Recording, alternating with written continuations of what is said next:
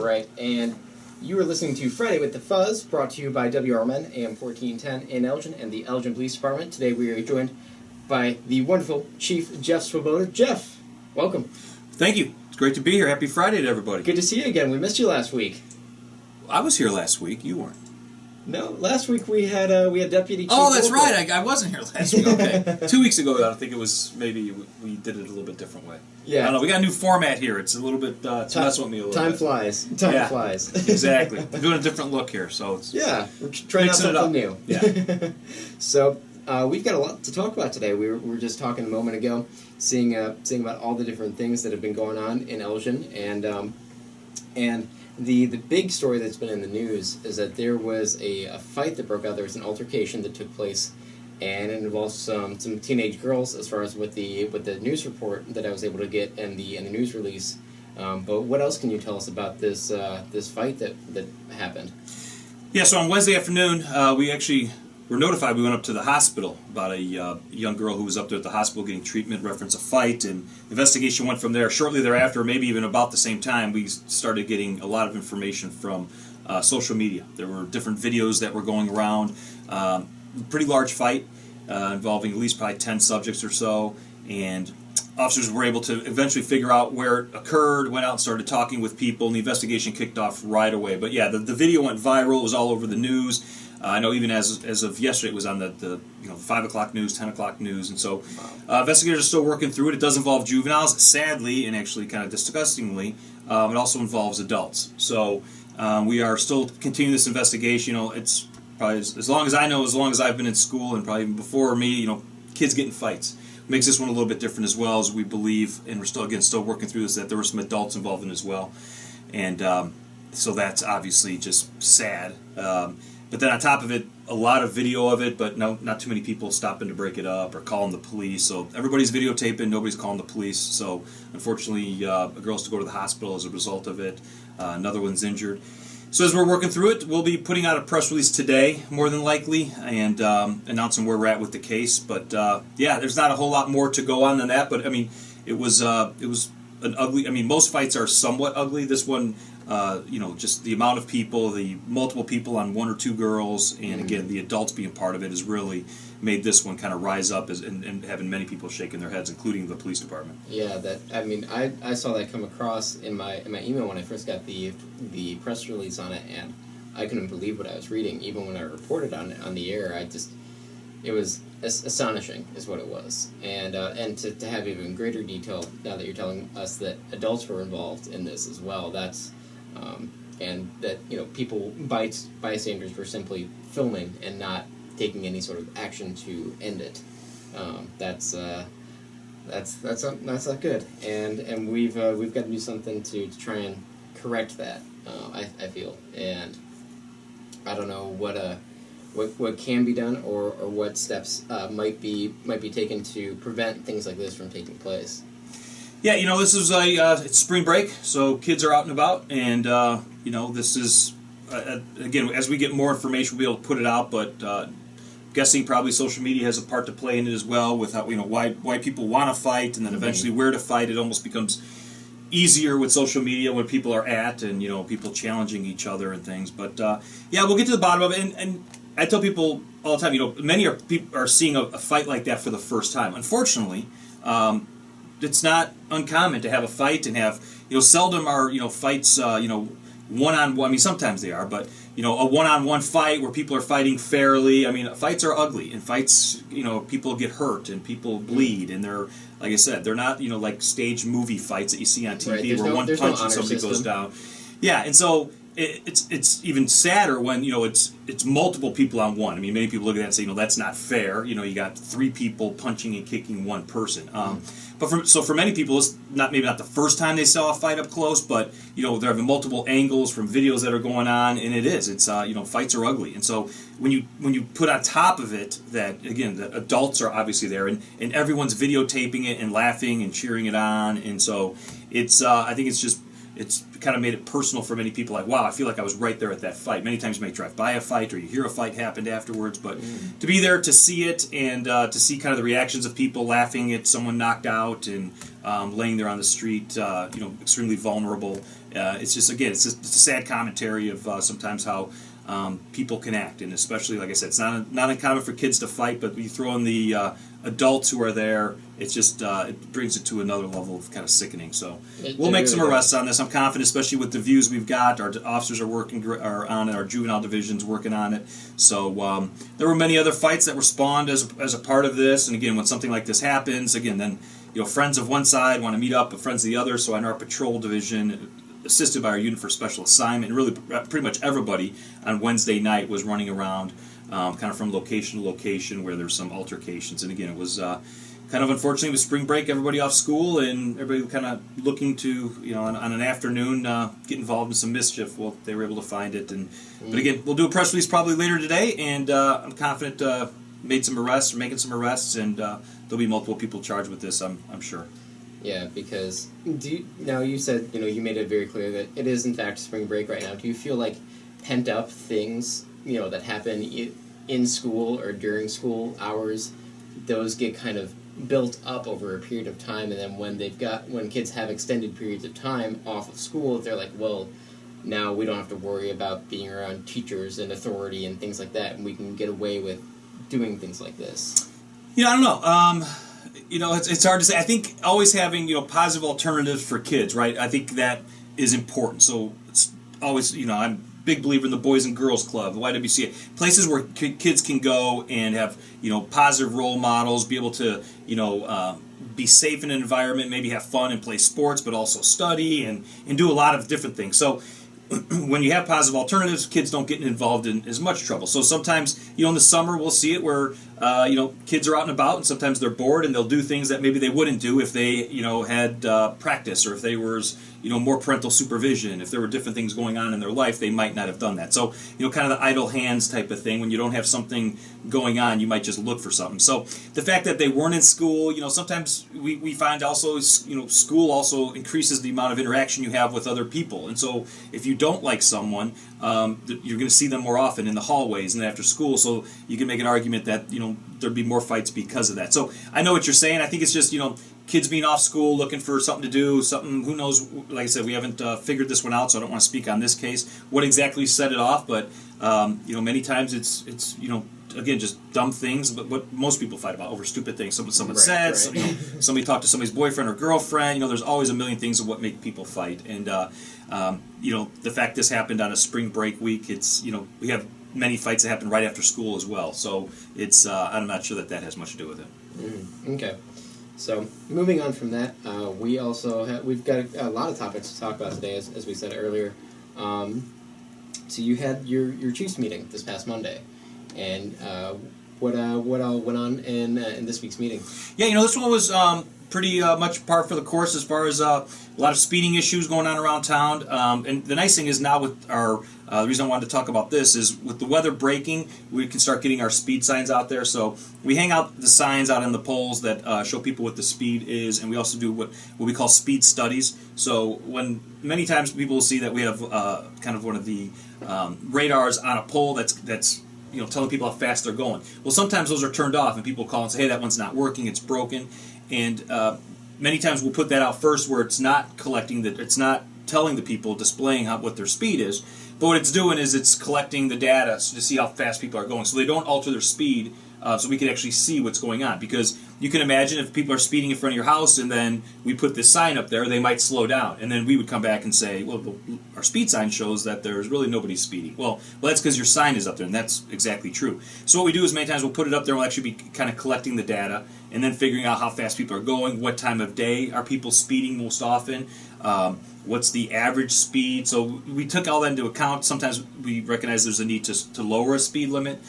So we talked a lot about that, about how to go about making a notification so that we can get those speed signs in different neighborhoods. So now with the weather breaking, hopefully, we can start getting all of these signs out there. We bought more signs over the past few years, so our traffic division does a great job moving them around. So we put them in a neighborhood for a week or so and get them going. So we talked about that with springtime coming as well, graffiti removal.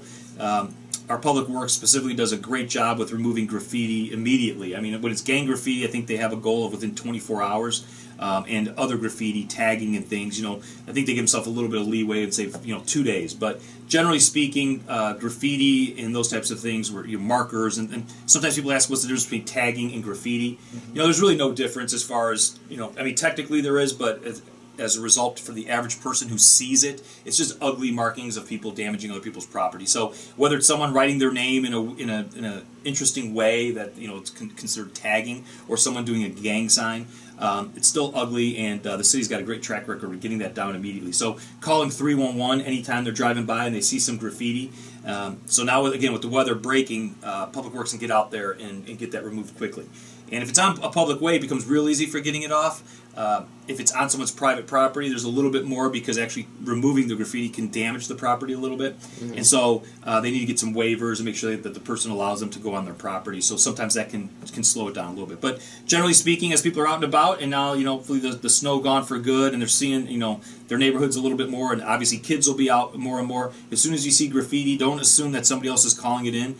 Just call 311, tell them, I see some graffiti. You can send a picture if you'd like, but generally if you just give us an intersection and kind of where it's at, we'll be able to find it. So we talked about that. We got a lot of things coming up with the ROPE program, and how to get kids involved. Some of our safe summer program things that are going on. Kids United is just starting to gear up as well. All of our interaction with the community on our Facebook page, you see almost weekly. Actually, almost daily, I meant to say, but definitely weekly, where some of our officers are in the grade schools and really talking about, there's a program out there called What's a Cop, and so just getting to know a police officer. And as we go around and talk with people, a lot of times people say, well, you need to do more in the schools, you need to get involved with kids at a younger age. And I think we do a good job with that, but the fact people are saying that, we just always have to kind of up our game a little bit. So we're spending a ton of time in the grade schools, talking with teachers. We have school resource officers in middle schools and high schools, so they do a lot of work with that. But just really kind of talking about what we're going to be doing this summer and all the things going on, and some crime updates as well. We made some arrests this last week, and so we talked about all the press releases that were put out, talked about various shootings that go on around Elgin, and some of the how those cases are progressing and where they're at, and so it was just a great discussion. Had probably maybe 20 or so people there, so it was just it was a nice meeting, and glad that people continuously show up for that meeting. So I know years gone by, I remember when maybe first started with it, there were maybe a handful of people that would show up or so, and it's really grown to consistently 20, as high as sometimes we've had 40 people up there. So it's a great time. If anybody ever has an issue that they want to talk about, usually my entire command staff is there with me, people from our traffic division, so you can get pretty much any answer you're looking for. We've had 311 stop by those meetings, code enforcement, so we can do these things. And at our next one, we're actually going to have we'll probably publicize it a little bit more, but we're going to talk about use of force, when officers use force, how we document use of force. And then also, depending on time and how many people, we're going to go down to what we call our simunitions room, and kind of let people kind of see what kind of split-second decisions officers have to make, and kind of walk people through the decisions that officers make on a daily basis. And they see that, reading about things in the paper the next day, or watching a video in the comfort of your own home, sometimes many different than when lights, it's dark out and your heart rate is going fast, and so it's an interesting program that we have with the simunitions room down in the basement of the police department. It's a great training tool that we have, and so people will be able to go down and check it out. That's excellent. And going back for a moment to, you were talking about one of the topics that was brought up during the Chiefs meeting was on the issue of speeding, especially now that we're approaching some warmer weather. And I've actually got several questions for you. Generally, you hear people saying, like, oh, I typically go 5 over. 5 over is kind of the accepted standard overage that people tend to be going on the roadways. But some people are like, oh, I do 5 over. Some say I do 10 over, and I've never been pulled over, and things like that. What is the hard and fast limit? As like, can you make if it's a 55 mile per hour speed limit, can you arrest someone, or can you stop them for going 56 in a 55? That is the speed limit, is it not? It is the speed limit, and there's really no necessarily hard and fast rule. I don't think I've heard kind of people say that there is, even other officers, but generally what it comes down to is judges. There's enough people going 20 miles an hour over the speed limit that you don't need to mess with people going 5 over. Quite honestly, doesn't mean that I'm telling everybody whatever the speed limit is, you can tack on 5 and you won't be stopped. So the speed limit is the speed limit. But officers, we hire smart people, and they make, good decisions. So they recognize, A, where the speeding is causing an issue, where, we're having complaints or where there's crashes. So we really focus our attention in those areas. That's not to say if, going down Larkin Avenue and kids are passing, if someone goes by 5 over the speed limit, that they couldn't be stopped and actually have an officer talk to them about it. So the speed limit is the speed limit. Writing a ticket for 1 over, I've never heard of that. And if an officer ever did that, I certainly would have a conversation with that officer as far as, what are we doing here? 1 over the speed limit. The radar gun could be off a little bit, the speedometer could be off. But you start getting up to, double digits over the speed limit, then it's definitely, something that we take action on. And I think in Elgin, routinely, I think we used to have in our policy, I'm not sure we do anymore, a patrol policy where, you start stopping people at, more than 5 over, more than 10 overs, generally a ticket. Obviously we've had people on the way to the hospital, or people, there's a big difference between 2 o'clock in the morning on Route 20 going 10 over the speed limit, and, 3 o'clock in the afternoon when you got a bunch of kids by a grade school and you're going 10 over the speed limit. So officers use their discretion, and we make sure we continue kind of hammering home the point that we don't like to write tickets just to write tickets. We don't go and find stop signs in the middle of nowhere where we don't have any complaints and write stop sign violations. You write tickets to change people's behavior. You change people's behavior so you eventually reduce crashes and you make it safer. And so just going out and randomly writing tickets where we're not having any issue, I don't see any sense in that, and our officers are very good at making sure that they find the right spots to write tickets and not just random spots just for the fun of it. Mm-hmm. And you also mentioned how there's some instances where you're collecting that data now, and you're looking at what some of the trends in as far as like average speeds through certain areas and things like that. And you talked about taking that into account and potentially reducing the speed limits on some areas. Has there ever been an instance where you've thought, maybe it might be safer if we actually increase the speed limit? Has that ever occurred? Yeah, I can't think of one off the top of my head, but absolutely. And they're, generally speaking, I forget what it is, but I think it's like the 85 percentile rule, which if there's no speed limit, approximately 85% of people will be driving the speed limit which the road deems is safe. So people kind of change their behavior on a road, not always because of the speed limit sign, but because of just kind of how does the road feel? Is it bumpy? Is it kind of a curvy road, or is it a straightaway, very wide road that I feel I can go faster? So you kind of know what the speed limit is many times just by driving it. And so we've had issues, and I think specifically one might even be like Shales Parkway, where it's a very large four-lane road. And there's been discussions over the years we should raise that speed limit because it actually feels like it should be a road that can go much faster. There's houses right off of that, but not necessarily many yards or type of thing. There is in one area. But so we're always looking at that. We generally don't raise the speed limit too much, and there'd have to be probably a very good reason to do that. Something's really changed. The road's been widened. It's now a different type of road than it once was. Then I could see us changing the speed limit. But what we look at, and it really is the case, when we put the signs out there that are collecting the data, most people are driving right in that sweet spot. So if it's a 30-mile-an-hour speed limit, there's any time between 25 and 35 miles an hour.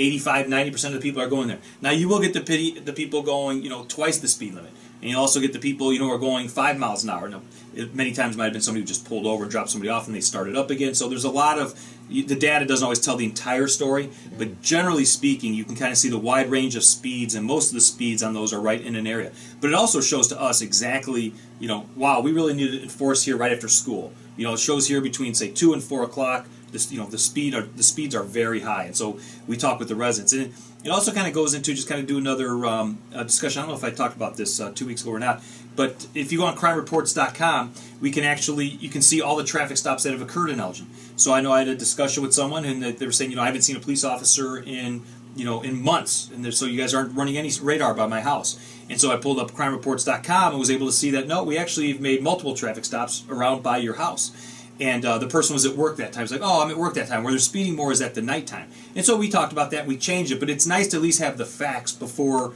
you can actually, talk about it. So crimereports.com is a great tool to look and see, in my neighborhood, what are what are the calls for service for the police? What are they doing? And you can actually even pull up traffic stops. So then you can look and see, there hasn't been a traffic stop in my neighborhood in months. And then when you talk to me and I see the same thing, say, we probably have to do a better job in your neighborhood since you're having some concerns, and we need to get some officers out there. So it's it's a great way to look and see, wow, are the police doing some enforcement in my neighborhood or not? So that was a big part of what our conversation was on at the Chiefs monthly meeting. So it was a great meeting all in all. So it'll be another one next month, and actually we were talking a little bit, 4 at 4 o'clock, we're going to be doing the one at ECC, the community the Coffee with a Cop with college students at ECC this coming Monday. So very similar type of meeting where we'll talk about anything people want. At our Coffee with the Cops, we've been talking that they've been many times older crowds. They haven't been the kids or the 18-year-olds, the 20-year-olds, and so and again, people saying we need to do more outreach towards them, and we heard that.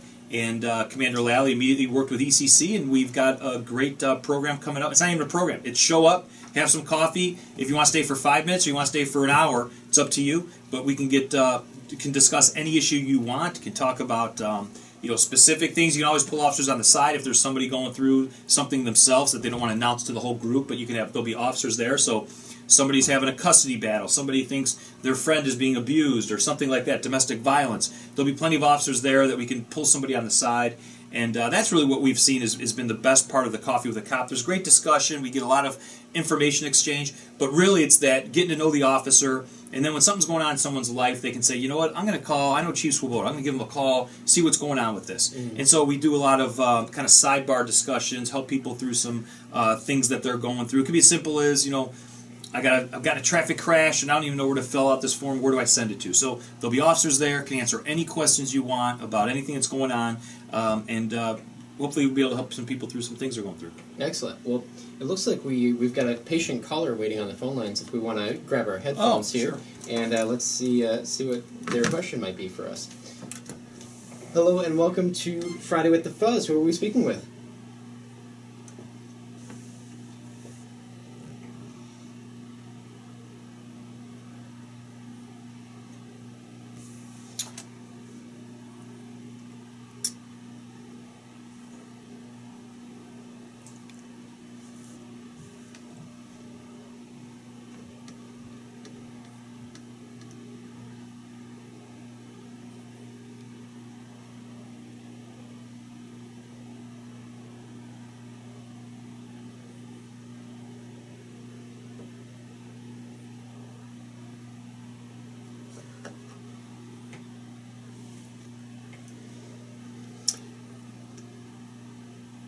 These are. I can't pull that up right now. I was just looking at Christy, who usually can pull things up immediately and kind of give feedback, but she doesn't have access because we have our headsets on. So off air, maybe you could take down her telephone number and we can give you a call and actually look up which call you're talking about and go from there. All right, so hold on 1 second. Yeah, I'll put you on hold and I'll be right with you to get that information. Yeah, that was and actually now that we're off pause, I think I know what she's talking about, but I'm not positive because the intersection she gave. But again, that's a perfect thing. If people see something going on and what's going on in their neighborhood, and crimereports.com is the great one to at least pull up and say, okay, here's what at least it's called. It's very basic information, but at least they can know that the police were out, they were doing something in that neighborhood, and there's you can get an incident number, then you can call us and we can give more information about it. Yeah, while I'm getting your information, would you want to talk about both the Spanish-speaking CPA program as well as the upcoming CPA program that you guys are going to be having? Sure, yeah. Oh, you're going to get her number? Yeah. So everybody knows on Saturday we did the Spanish-speaking Citizen Police Academy. We had the graduation, and I unfortunately had to miss it, but I know Commander Lally was there and Deputy Chief Wolf, but I think we had close to 30 people that were there and graduated. This is our Citizen Police Academy, but we do it all in Spanish. And so it was a great program. I think it's our third one, really spearheaded by Sergeant Echeverria. And so we were able to get, again, 30 different people who now feel a connection with the Elgin Police Department and can kind of understand more what's going on, how they can help us in their neighborhoods make things safer, and then again, how they can have a contact in the Elgin Police Department if something's going on we can help them with. And then starting on Monday, we are having our Citizens Police Academy that kicks off. This is the one we do probably once or twice a year. I think we're actually down to once a year. I believe we're full by now, but if not, people can go online and actually investigate and sign up for the class. And if this one's full, sign up for the next one. So starting Monday, we are having our normal Citizen Police Academy. And don't you love it when the guy who's running the show walks out of the show? And so it's just me and you listeners. So if anybody wants to call me and just talk, oh, he's back. Okay. So now we can get back on. So yeah, we had the graduations, and the other one starts on Monday. So it's it's we're all good. A lot of things going on. Excellent. So, I was kind of listening in one ear or with both ears. It's a lot of pressure when you're not by yourself. It's a one-man show, with the chief. So yeah, exactly. The one thing I did want to throw out though as well is as we're doing all of this, it is time now. We are testing to be for police officers. So if anyone, if the time has passed and they don't want to, they can't be a police officer anymore. If they know someone, their kids, their grandkids, whatever, friends, neighbors, we're asking really the community to help us recruit police officers for the Elgin Police Department.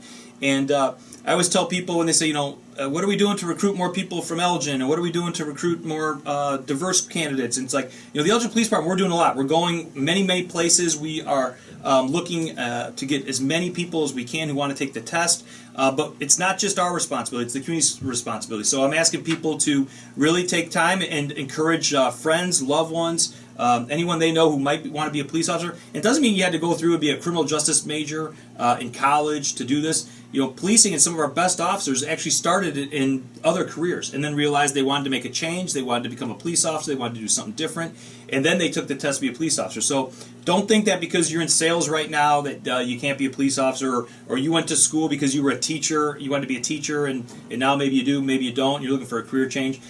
So you don't have to have education as a criminal justice major. The education you have to have, you can go on our website, I won't go through it now, but generally speaking, you have to have a bachelor's degree unless you're returning military, or you are currently involved in our Explorers, or lastly, you're an active police officer in some other jurisdiction. We get many of our police officers from other places. So a lot going on. We're recruiting, so look for that. And we'll be taking the test here in Elgin or multiple places. It's kind of, we went with a testing group that now you don't even have to come to Elgin to take the test. You can, but you can also take it remotely. So that'll be coming out in the next month or two. But start telling people to start looking for the Elgin Police Department testing. And if you want to be a police officer in Elgin, we'd love to have you. You can start taking the test. What are some of those? What are some transferable traits that you see from people who may have studied in other areas when you're looking at potential officers who come through these training programs?